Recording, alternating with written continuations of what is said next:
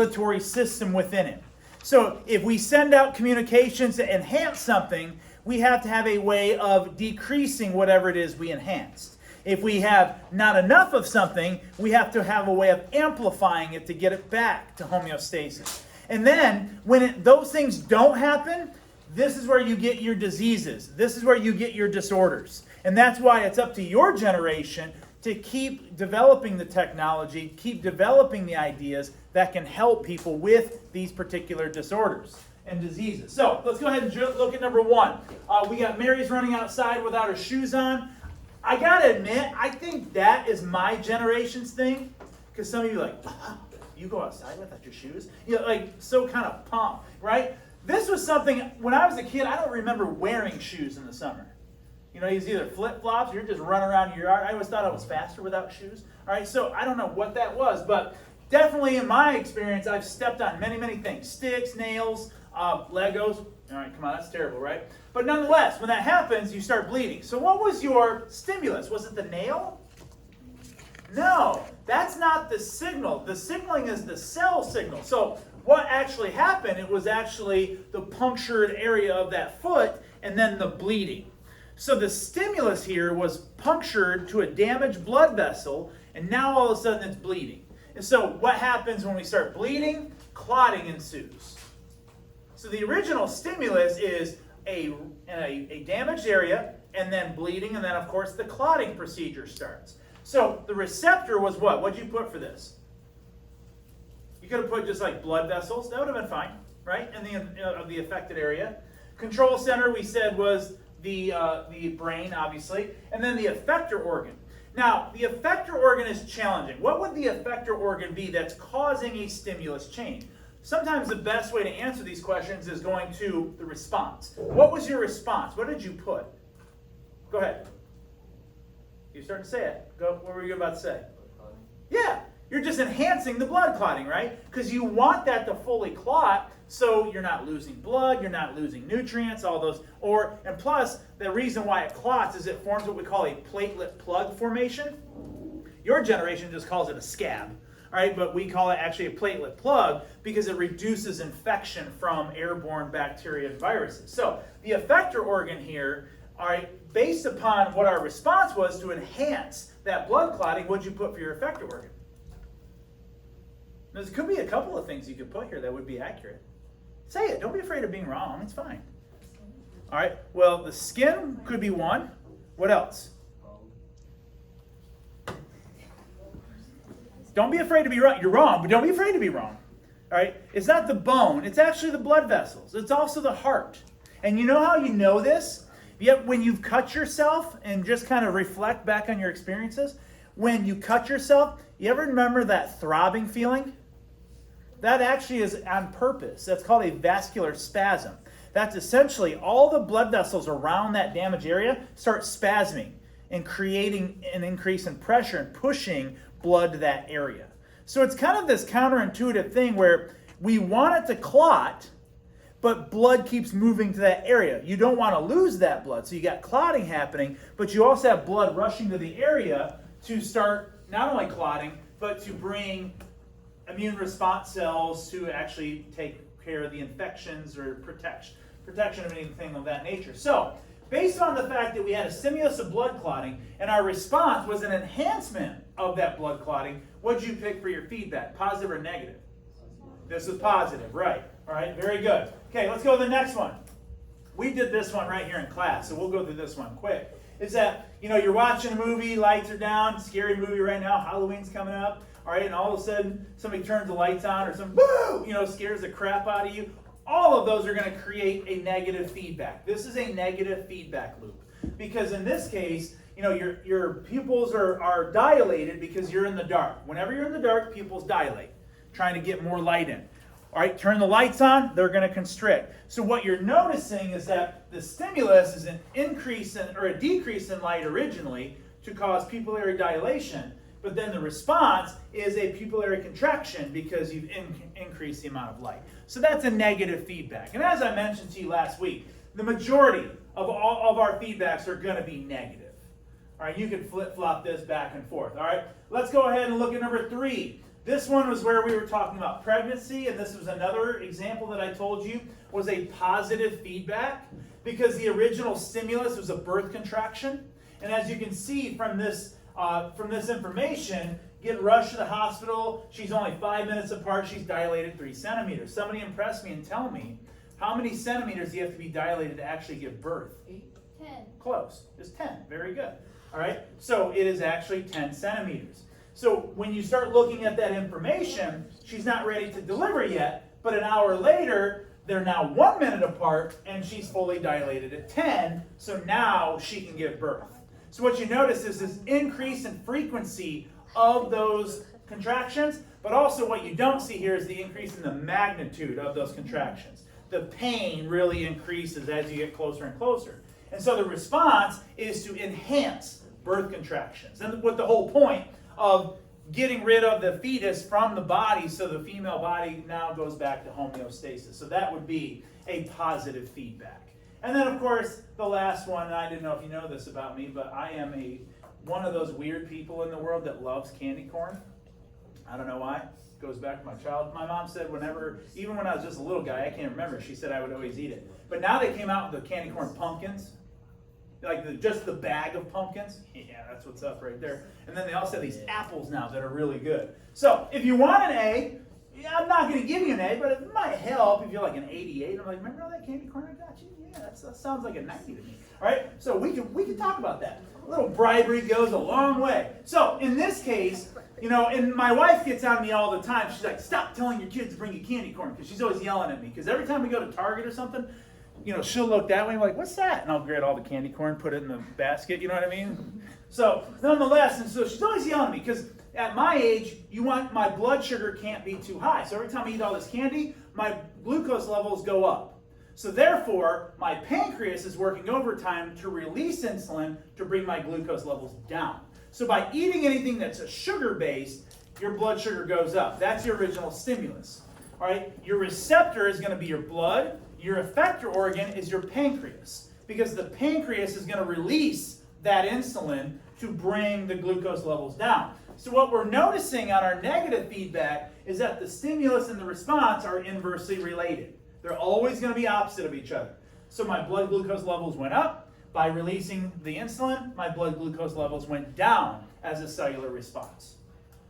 So what you're noticing is that these are always bringing the cells or that organ back to homeostasis, whether it's clotting, trying to heal that wound, it's birthing, it's blood sugar, it's just something as simple as, light sensitivity or sweating. Those are always trying to bring the body back to homeostasis. All right? Everybody cool with that? We got it? Okay, so now what we need to get into quickly is I'm going to transition quick, because what we're going to look at, and this is the first little bit of note-taking, is when we get into this idea of communication, I'm going to warn you about something that I'm about to go over. What I'm about to show you is not interesting at all. There's no interest level at all to it.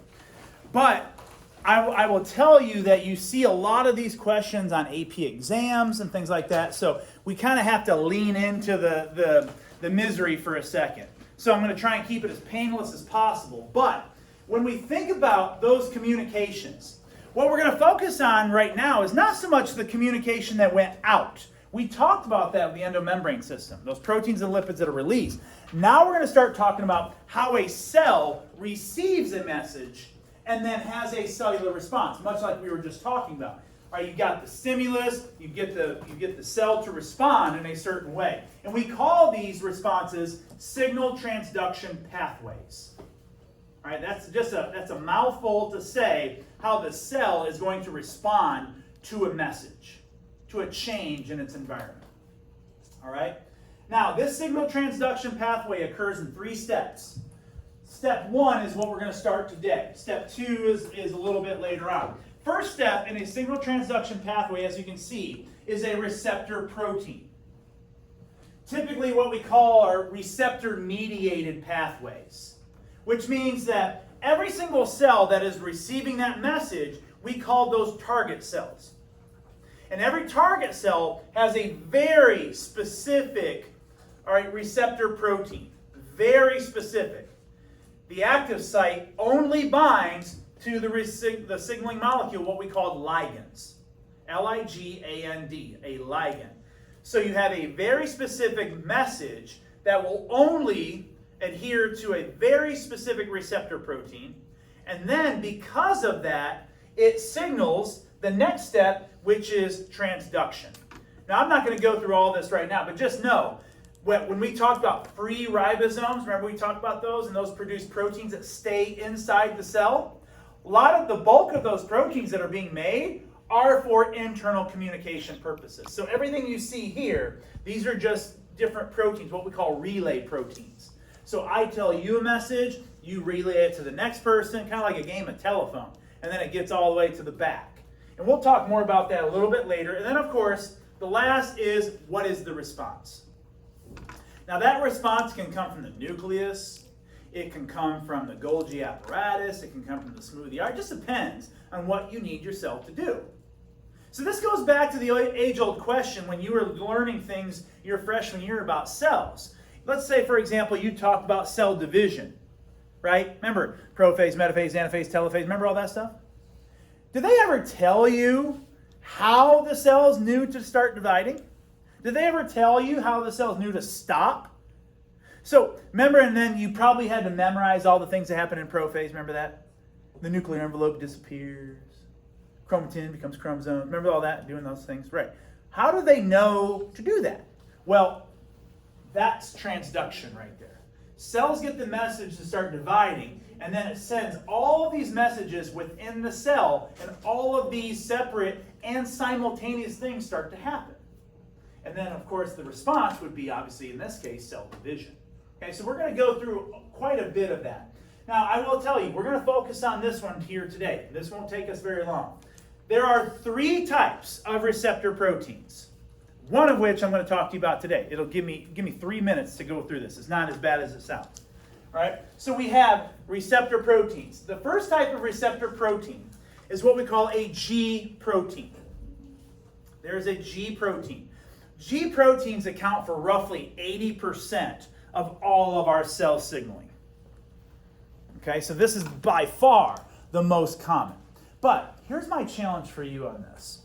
Before I go over this slide, what I want you to think about as I'm going through this is ask yourself all of the ways that you can manipulate or change or block this signal from happening.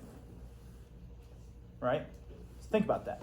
So the first thing, when you look at a G protein, G proteins come in all shapes and sizes, but they're right there. They are integral proteins. So you notice here's a G protein, and then what's that protein right there? It's a peripheral protein. Remember those? I told you that peripheral proteins play a role in communication. Well, here we are.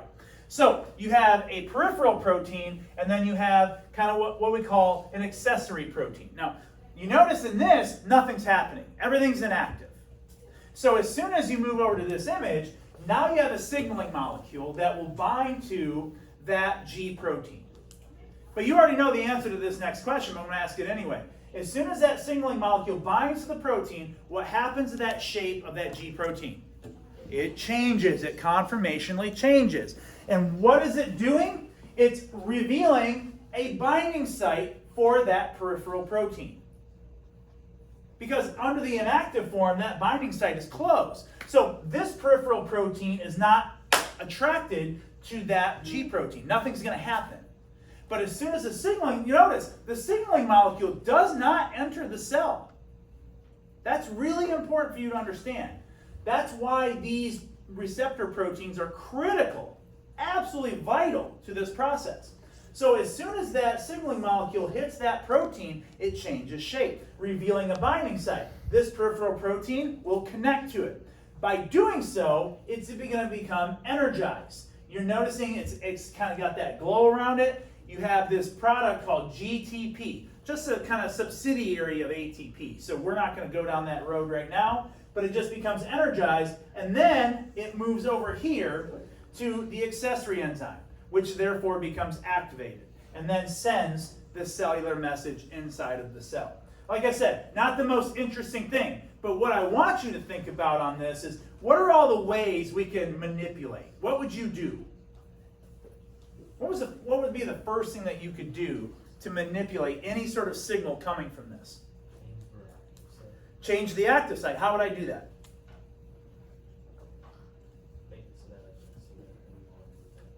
Well, okay, so number one, you could potentially mutate, right? You can mutate the DNA that forms that protein, so it does change the active site.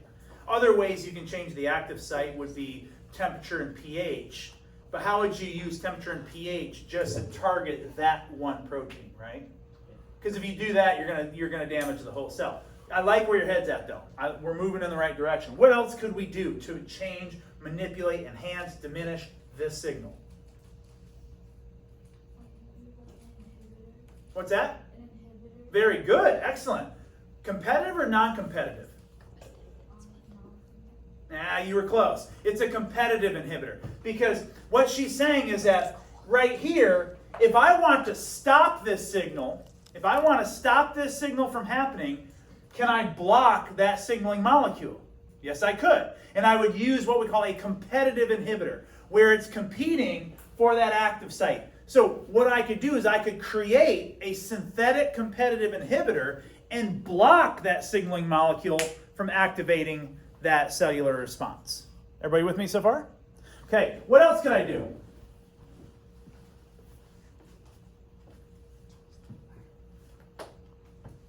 Let me put it this way. What if we didn't have enough of the signaling molecule? What if the other cells are just not releasing it? For example, I gave you the example of insulin. We all know that diabetics, their cells do not release enough insulin, right? There's type 1, type 2. So sometimes insulin's not made at all, or sometimes it's just made in little spurts. Kind of like, turning on the hose and kinking it, just a little bit's coming out. All right, so how do we fix that? Do we fix the pancreas, or can we supply you with artificial insulin? Right? You know what I'm saying? So, yes, you're not addressing the bigger problem, but the temporary fix is if this signaling molecule isn't being produced enough, can't we produce it ourselves? You see what I'm saying here? So this is a way that we can enhance a signal, but the competitive inhibitor, we would block that signal. So the reason why I show you this is that this is what I need you to think about. I'm going to teach you the standard form of how these things should operate, but now you need to start to think, what happens when it's not enough or too little? What's going to cause that? Because that is where you start getting into diseases and disorders. When you're not getting enough of something, too much of something. All right, something's been denatured, something's been competitively inhibited. There's all sorts of things. A lot of nerve gases that should scare the living you-know-what out of you in our world. All these biological warfare agents that we have. I don't care what anybody says. Now, I'm not a conspiracy theory guy like anti-government wearing the tinfoil hat, but you really think our government hasn't researched biological weapons that could wipe out an entire country? You know what I'm saying? Yeah, come on. They've invented the nuclear bomb. You think they stopped there? Come on. So the fact of the matter is that a lot of nerve gases that are out there are these right here. They can block signals, shut down your nervous system, cause you to spasm and basically puke out your lungs, and your eyeballs shoot out of your head. Yeah, good stuff, right? I could be a director. I should make that movie. All right, but the fact is that those are some of the ideas that can happen. So let's put this into practice, because we can all agree this means nothing to you right now. Agreed? Come on, it's okay. Yeah, you're like, cool, man, G proteins, love it. But what does it mean? So now, let's put it into common, everyday practices that you can actually relate to. All right? And this is how I'm going to teach communication in ways you can understand it. Muscles, immune response, nerves, the things that that you experience on a daily basis. Now, how many of you have ever said the following statement? I never get sick. I've got a great immune system. Be honest. You're a bunch of liars. All right? Somebody has said that at some point. I never get sick. My immune system's great. How many of you ever heard somebody else say it? Oh, of course. You've never said it, but you heard somebody else say it. Of course. All right, be cool. I got you. All right, so the fact of the matter is your friend who said that, they don't know what they're talking about. Because there's an irony in that statement. Well, a couple of reasons. Number one, you don't have an immune system. A system is a collection of organs that perform roles to keep your body functioning. What organs do you know that play a role in your immune system? But that's not an organ. Right? So you have 11 body systems in human anatomy. We have 11.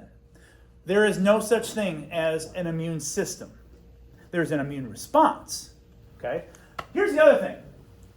When people say, I never get sick because I got a great immune response, here's the funny part about that, is that when they say I never get sick because of this, the funny thing is that the only time you get a response is when you're already sick. Everybody understand what I'm saying to you? You only have an immune system when you're actually sick. So making that statement doesn't make any bit of sense. So what I want you to do is go ahead and look at the handout that I gave you. All right, I'm going to go quick because I'm not going to sit here and bore you to death with a lot of these little minute details.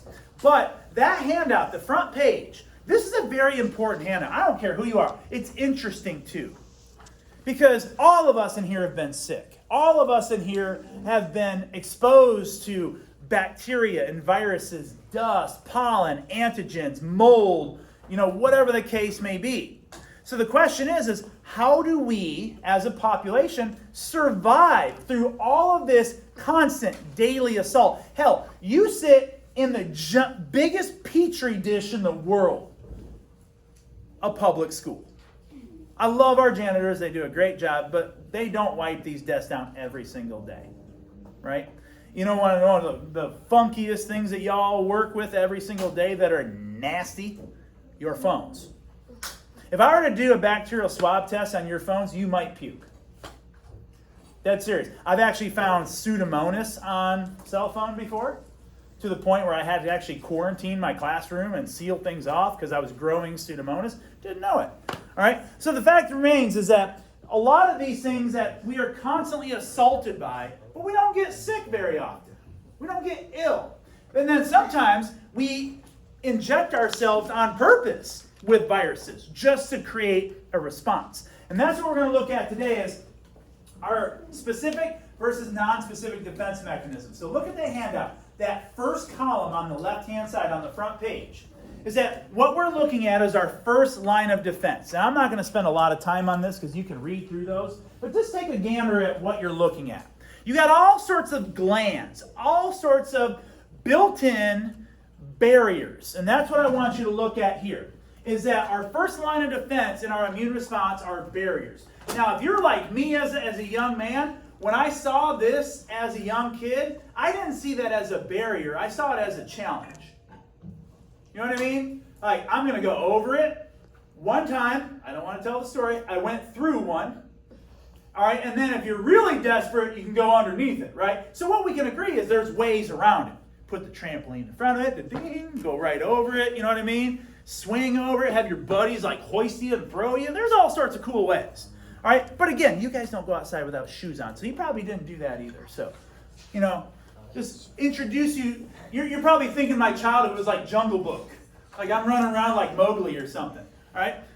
Well, kind of pretty accurate, actually. So the fact is, though, is that we see this. These are barriers. Take a look at those barriers.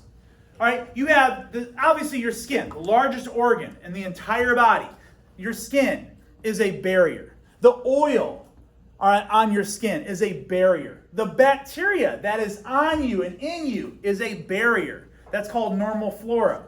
All of the glands, your eyes, what we call lacrimal ducts, all the moisture in your eye, you think, well, why do we have moisture? Yes, to keep our eyes from sealing shut, but it's also to inhibit bacterial growth. The rule of thumb is this. When we talk about barriers, it's not just something, it's the environment that it creates. All areas that are exposed to the external environment are acidic in pH because they're trying to reduce that growth. So eyes, ears, nose, mouth, anus, vagina, all of these have secretions that not only create an acidic environment, but also wash and rid away those foreign invaders. All for the purpose of keeping you healthy. And for the most part, they do a pretty decent job. But these aren't specific. They don't ward out very specific things to say, okay, you can come in, you stay out. Nothing like that. Even something as simple as your eyebrows and eyelashes, pubic hair, things like this that people don't know, like, why is that there? All right, it's for protection. Very, very common stuff. But like I said, you see these and you think, okay, I'm going to skip right over these. You guys can read through all that. All right, I'm going to adjust my PowerPoint here. But like I said, fences can be broken, they can be jumped, you can go right through it, all sorts of different things. So you get past the fence, all right? Envision your house. Got it? Okay? All the valuables, your family, all the good stuff. Video games, don't want anybody take those. All right? So you're ready to protect your home. You build a fence around it. Somebody got through your fence. What's your next step? All right? If you're like me, oh, yeah. All right? Now, some of you probably don't have a dog like that. How many of you have dogs? Okay, good. Now, how many of you have a dog like that? Yeah, I didn't think so. How many have like little ankle biters? Those ones. They just won't shut up and like nip at your ankles, and as soon as they're gone. All right, something like that. So you're not going to really have a dog that attacks. We don't raise dogs to be like that anymore. So why are dogs there? They bark. They signal to you. All right, I have a dog that is a little, King Charles Cavalier. He just sits at the window out front, and as soon as somebody walks by, shut up! But then one time somebody does break in and he doesn't bark. I'm like, what the hell, man? You're yelling at him for barking, and then when somebody does come to the door that you don't want there, he doesn't say anything. So the point is they get your attention. And that's what the second line of defense is what we call your inflammatory response. Now, if you go down, there is a change to this. Go down to where it says second line of defense. And it says internal defenses, all right? What I want to point out about this is that the analogy that I'm creating is it got past your barriers, it's inside your body now. This foreign antigen that we don't want is now inside of us. So now you're going to have a non-specific internal defense, right? And so what is that non-specific internal defense? Don't write all this, but right here. Produces 4 cardinal signs of an inflammatory response. And here it is. The inflammatory response, as you can see, is pain, redness, swelling. Obviously, sometimes itching is a good example. Fever. These are all signals to you that what? Something is wrong. Do you know what is wrong? No. Now, sometimes you kind of what your behaviors are and what you just did, and then if you do a behavior and then something happens, you're like, okay, this is what I did and this is why it's happening. But sometimes you don't know. For example, you probably tried to skip school and mom, I'm not feeling good, and then they put their hand on your forehead, feel your glands, try to see if you're sick. Why do they put that hand on your forehead? They're checking for a fever. They want to know if something is signaling that something is wrong. You don't know what it is, but these are all sorts of signals. These are also all negative feedback signals. Okay? You're at homeostasis, pain goes up, something's wrong. What do? You start doing things to make the pain go away. Correct? All right? Or you start treating whatever illness you think it is. So these are all what we call inflammatory responses. And there are some cells that will take us through this inflammatory response. The first one right here. Now, I'm going to show you all this just to start because I know this looks crazy complicated. It's not as bad as it looks. But what we're going to start talking about are when we start looking at this inflammatory response, where do these signals come from? They can't just magically arise. You've got to have a cell that's taking something in and releasing info. So go ahead and look at the second line of defense. So the first one you have is what we call an interferon. Interferons interfere with viral replication. So you come into contact with bacteria and viruses every single day, hour, minute, second. You inhale them, you touch them. How many times do you wash your hands? I don't know. You don't have to tell me right now. All right? So, and if you do wash your hands, how effective are you at it? That's the other thing. What's your hygiene? These are all important things. So, you have interferon. Go all the way down to where you see phagocytes. Now, some of these, I have to tell you, I disagree with a little bit because as we go down, there's essentially 2 main cells we're going to look at in the host of 5. These right here, are all what we call leukocytes. Leuco means white in Latin. Leuco means white in Latin. And so what happens is that you have these 5 classifications of leukocytes. And the phrase you remember is, never let monkeys eat bananas. This is a mnemonic device to help you remember what these are. So neutrophils, lymphocytes, monocytes, eosinophils, and basophils. Now they all have their own roles. Now you don't have to memorize what those roles are, but they all carry with them certain roles. One of the roles in the inflammatory response is what we call a neutrophil. All right? Neutrophils are by far the most common of our leukocytes. They're going to get some of that message, and they're going to release a chemical compound called a cytokine. Cytokines will enhance the inflammatory response. All right? They're going to enhance that. But one question you should be asking is, how do the neutrophils know that something's there? That's the interesting part. And this is the next thing I want to show you. Because now we say, all right, we get sick. We know this happens. So who's sleeping on the job? Got past our barriers, got past our dog. We're in the house now. Now we're in the cells. We're in an organ that can cause a lot of problems. This is where, and think about the analogy I've created for you. With my daughter being in high school, she's got friends. We have certain friends that they'll just walk in our house. You have friends like that? Or are they still like all super formal and knock on the door and, can they come out and play? No. We have people that literally just like, hey, Jeffrey family, and just walk into our house. Neighbors will walk into our house. It's all good. All right? But why am I okay with that? Because I know you. I recognize you. Somebody walks into my house, all right, just FYI here. Somebody walks into my house and I don't recognize you, what's going to happen? Oh, yeah, baby, it's on, right? And the point is now it's a specific defense mechanism. Now I recognize that you shouldn't be here and we're going to fight, all right? And bad things are going to happen to you. So the point I'm making to you is that now we get into the house, now it becomes specific. Now it becomes lethal. That's the most important thing. So let me go through this with you and let you understand what we're talking about here. So you have these 5 types of leukocytes. What I want to point out to you today are the most common ones and why this matters.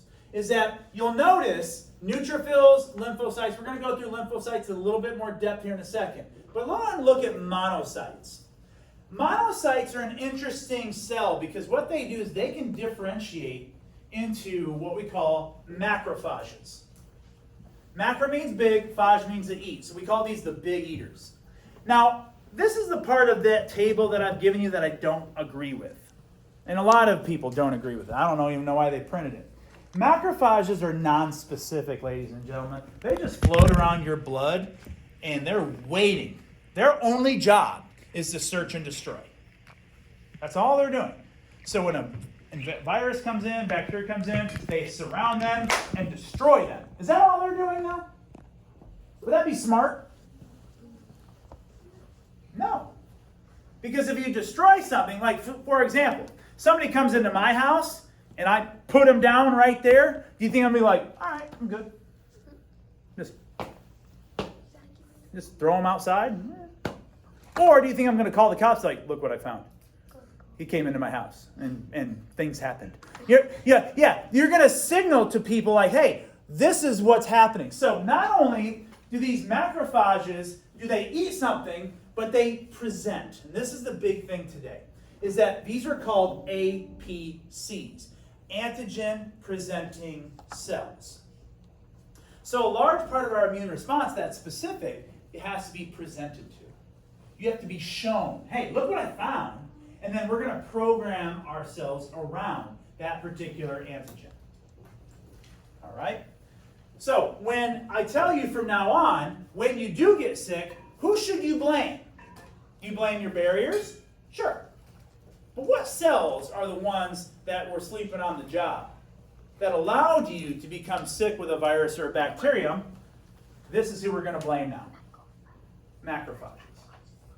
Because those got past the macrophages and infected your cells. So these are just floating around looking. They're like the bodyguards of your cells. They're just waiting. They're just waiting. And so remember when I told you all those oligosaccharides that are on the outside of your cells that play a role in cell communication? That's how the macrophages are signaled. Things come close, they signal to the macrophage, macrophages start moving. And then what you're seeing right here, this right here is a macrophage destroying all of these rod-shaped bacteria. All right, it'll engulf it, destroy it, but what it also does is this, and this is what we're going to get into today, is our specific mechanisms, is what we call an antigen-presenting cell. So stick with me, I'm almost through this. Because now what happens, and what I'd like you to do is, on your packet, turn to the page where you see the Venn diagram. All right? I'm going to get you through these things, I'm going to put you to work. Because the next thing, if you keep flipping the page, you'll see there is a flow chart. All right, and I'm going to see if you can complete that flow chart. I'm going to give you the word bank, of course. I'm going to give you that flow chart and see if you can comprehend what's been happening. All right, so here we are.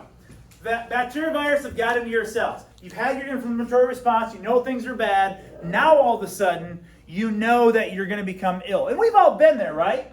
You're not full-blown sick, but you feel like something's off. You know what I mean?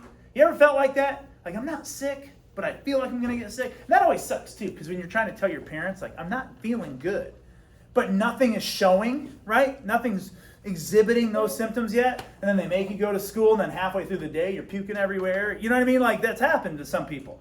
So this isn't very common.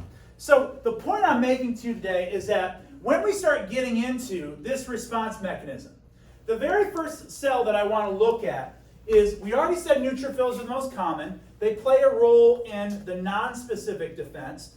Monocytes become macrophages. Those are non-specific, and they become antigen-presenting cells. However, now we're going to move into the specific mechanism of how our bodies protect, and these are done so by lymphocytes. And you have two different types of lymphocytes. So look at your Venn diagram, and you have a B lymphocyte and a T lymphocyte. Now, B lymphocytes, let's start with this one. Because B lymphocytes directly recognize the foreign antigen, but they do not destroy. That's so important, ladies and gentlemen. They directly recognize, but they do not destroy. So what do? They immobilize. And how do they do that? Well, these B cells, right here, as you're going to see, these B lymphocytes differentiate into two different cells. So make sure you're getting this. They differentiate into plasma cells and memory B cells. Plasma and memory B. Now the plasma cells, these are going to be your soldiers out on the battlefield. These are going to be the ones that directly recognize something, and they release these tiny little proteins, little Y-shaped proteins called antibodies. Now we all have antibodies. They're floating around us. You've had them even before you were born. You've had these in your bloodstream. But the more you get exposed to things, the more the antibodies are created. So how do they immobilize? So you see this Y shape, and if you want to draw that, that's up to you. But you see this Y shape, at the very tip of that Y-shaped protein, that antibody, you have what's called a variable portion. That variable portion is designed specifically to connect to the antigen of the foreign invader. So literally they start sticking to the surface of that virus or bacteria. Why does that matter? Because it prevents adherence to your cells. It doesn't allow the virus to connect and insert its viral DNA. It doesn't allow the bacteria to perform its role. It basically just kind of connects to it. Think of it like this. You get into a fight with a dude, all right, it's not one-on-one. Let's say all of you are like, we're sick and tired of AP biology, let's kick his butt, all right? And then some of you like tackle me and hold my arms behind my back. And then what are the rest of you going to start doing? Oh, you're going to put in work. You start ripping me apart, right? So the antibodies are the ones holding my arms behind my back. I'm defenseless because now I can't do anything. So that's why they immobilize that foreign antigen. So it's a direct recognition. So these plasma cells, like a shotgun, will shoot out all of these antibodies and just spread them out all over, and they just start sticking to these foreign antigens and preventing that. But in that process, you're going to get this kind of inflammation. You're going to get all of these signals. All right, and so we're going to get into the signaling portion in a second here. So this is for B lymphocytes. T lymphocytes do not produce antibodies. Only B lymphocytes produce antibodies. All right?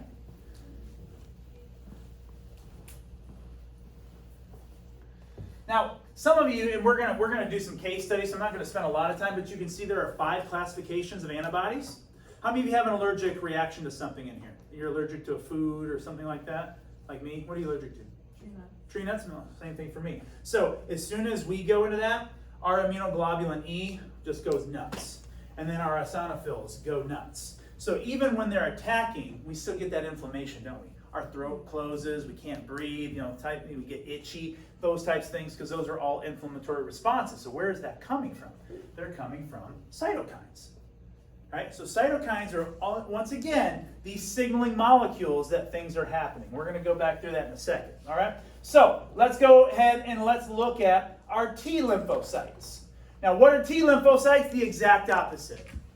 They're the exact opposite. They do not directly recognize, but what do? Destroy. They destroy. And this is the last ditch effort. This is the last ditch effort. If your white blood cells elevate, you have got a problem. This is why the first thing, mom and dad don't do this. Well, maybe they do if they're physicians, but they shouldn't, even if they are physicians, because family practices and things like that. But they'll do blood tests and see, do you have an elevated white blood cell count? Because sometimes people aren't sick, but their white blood cell count's elevated. They don't know why. So what's causing that signaling? Well, these white blood cells, these T lymphocytes, are only going to rise when you actually are already infected. Everybody get me on this? And you can relate to this. You're sick for 3 or 4 days, and you don't start feeling better until about the 5th day. Anybody know why? Because it takes time for your T lymphocytes to multiply. Because they're in very, very, very, if all of you are here, so I'm assuming you're healthy, all of your T lymphocytes are in incredibly, incredibly small numbers. But as soon as you start getting exposed to something, those numbers might rise. So let's say you have a bunch of cells that are infected with a virus, this high. All of your T cells are down here. Over time, as your T cells rise and start attacking, your infected cells will drop. And then eventually, they match, which is when you start to feel better. Because now your immune cells take time. This is what we call a lag period. And the reason why, they have to be presented to. The only way that T lymphocytes can perform their role is they have to be presented to by antigen-presenting cells. All right? So how does this work? The antigen presents to what we call a helper T cell. If you look right here, these are called CD4 cells. Helper T cells are by far, all right, the most important. You're like, well, they don't destroy anything. But what they do is they clone into different types of T lymphocytes. So clearly you've heard of HIV and AIDS, right? People don't die from HIV and AIDS. They die from the cold. They die from bronchitis. They die from pneumonia. Why is that? Because what does and when I say this out loud, it sounds terrible. HIV biologically is brilliant. Absolutely brilliant. So I put it into modern warfare. I'm a big modern warfare guy. I like those I study all that stuff. All right, and all of a sudden there's war, and you got hundreds of planes, about to drop bombs on you. And this keeps happening. Do you wait and try and shoot every plane out of the sky? Or do you find the airfield and blow up all the planes when they're on the ground in the factory that builds them? What would you do? Blow up the factory, right? That's what HIV does. HIV takes out your helper T cells, your CD4 cells. Takes them out. So without them, you don't get these other 3. So what do these other 3 do? Well, you look over here. So these right here will clone into a CD8 cytotoxic T cell.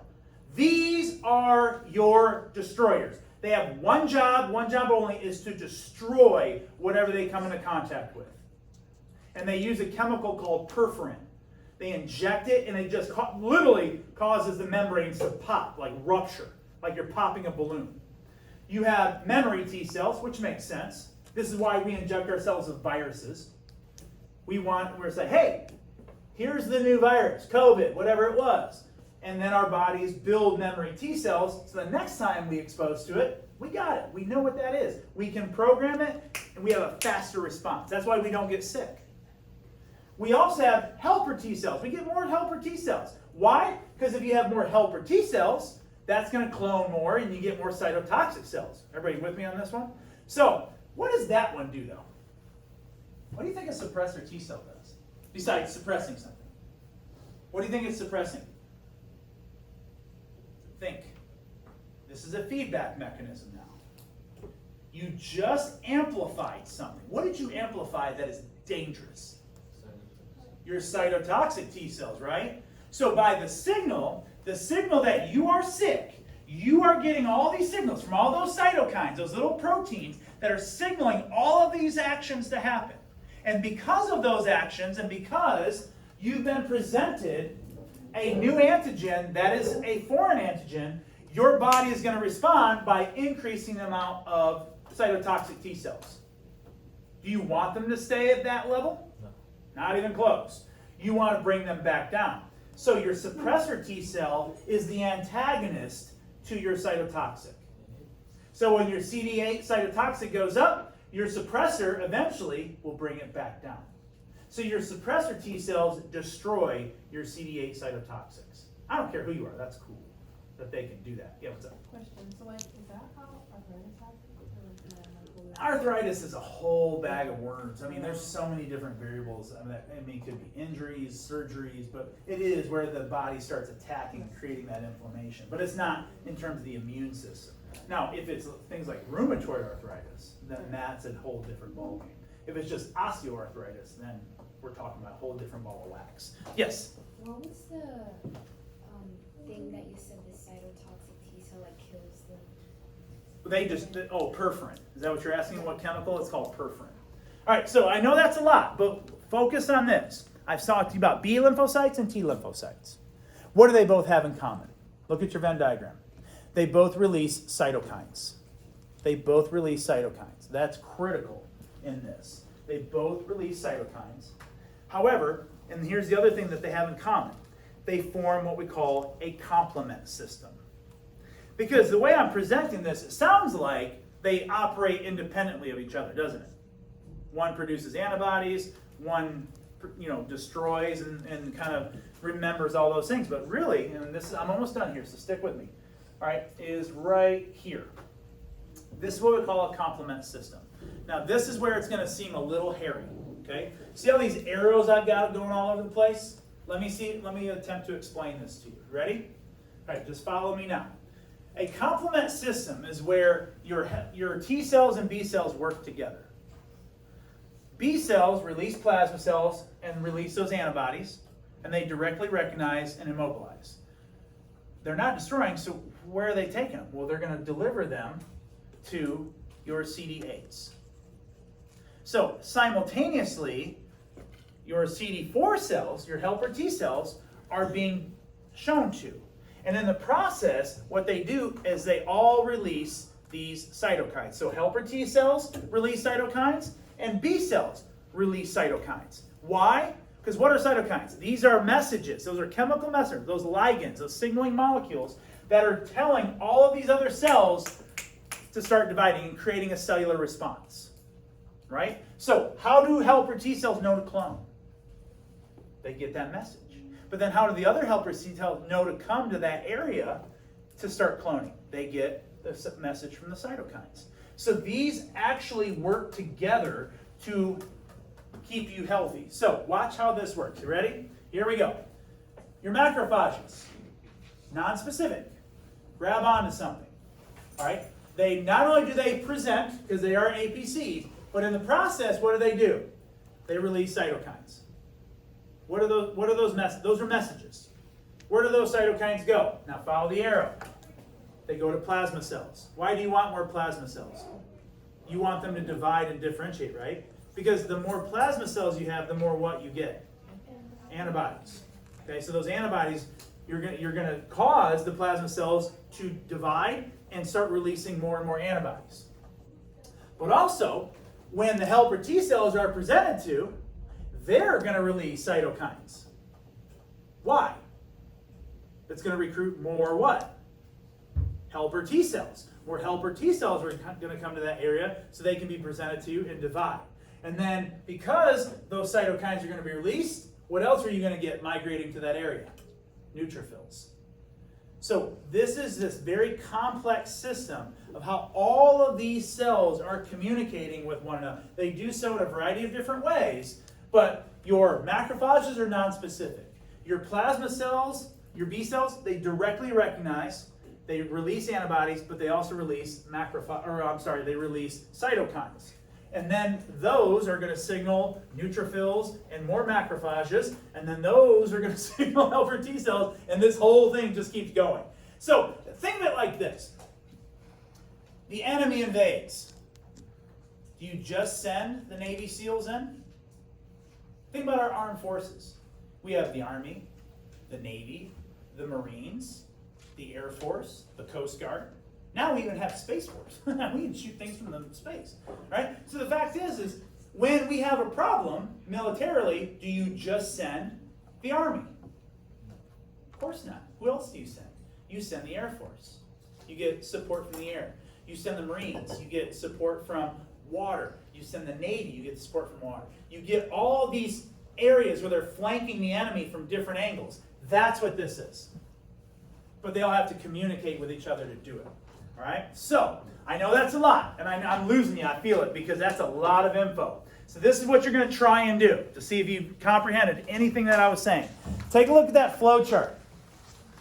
All right? And I want you working on this the rest of the period. Some of you are like, man, after all that, I need a nap. I get it. That's a lot of info. If it makes you feel better, I just took about 30, 40 minutes to teach you about 3 weeks worth of material. Okay, so like I said, I'm giving you the superficial stuff. And we're going to keep talking about this, so it's not going to be like, okay, memorize all this. There's no way you can do that. You got to keep aligning it to something. So you can see, we're going to do a case study here pretty soon. Not today, we won't have time, but when I see you on Monday. Over the weekend, you will have a section of your pre-lab that I want you to complete. The link is already put on your Canvas page. It's a digital antibody simulation. Because next week, what we're going to be doing is we're going to be testing panda urine. And we're going to be testing for antibodies.